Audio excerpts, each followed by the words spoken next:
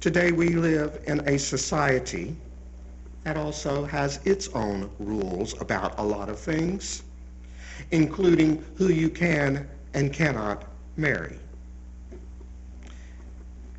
And it's become just as complicated as first century Palestine, maybe more so.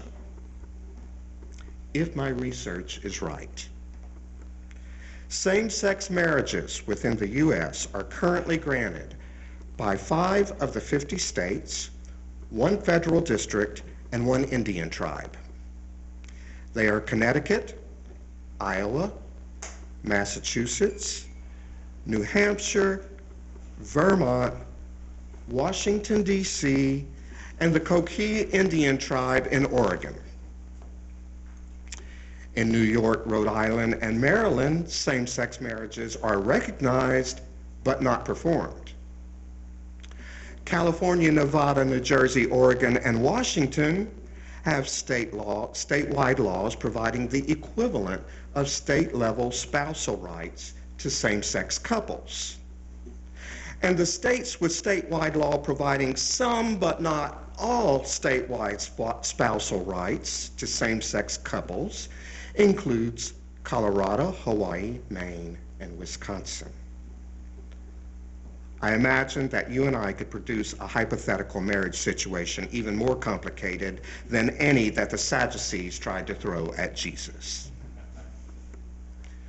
But I suspect his answer would be the same as it was for the Sadducees.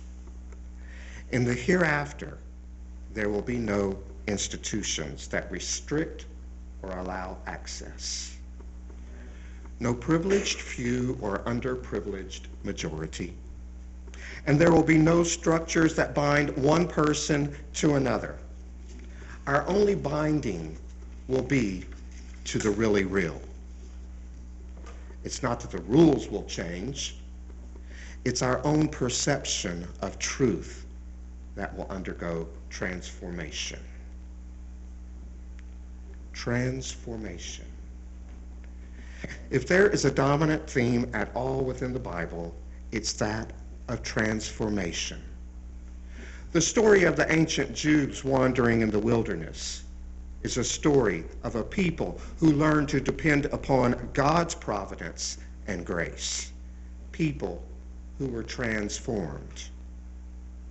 The story of the Jews who were taken into exile by the Babylonians, who endured the destruction of their temple but refused to let go of their identity, is a story of people who came to realize that God does not reside in a building at all, but rather within the hearts of each of us.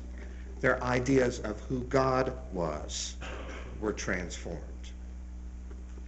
The story of Jesus, who healed the sick, who fed the hungry, and who comforted the oppressed, is a story of the physical and emotional transformations of people. The story of the risen Christ, who promises hope for all people who believe is a story of spiritual transformation. It would seem that we are constantly undergoing transformation as we draw closer and closer to the ultimate truth, to the source of all, to the really real. We go through transformation that involves a spiritual attitude makeover. Each moment of our existence, we are seeing God and our neighbor from a new perspective, a different angle. And as we pass into the next phase of our existence, I believe our transformation will continue. But we don't have to wait until we die to be transformed. The gospel message is that there is the potential for transformation to take place every moment of our life. And why? Simply because the dominion of heaven is not something that happens after we die. It's something that's here and now. It's within each and every one of us. Once Jesus was asked by the liberal Pharisees when the dominion of God was coming, and he answered, "The dominion of God is not coming with things that can be observed, nor will they say, "Look, here it is," or "There it is," for in fact the dominion of God is among you.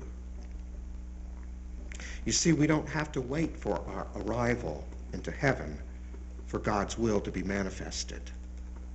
As a transformed people, it's our calling to be a part of bringing about God's will on earth in our everyday lives.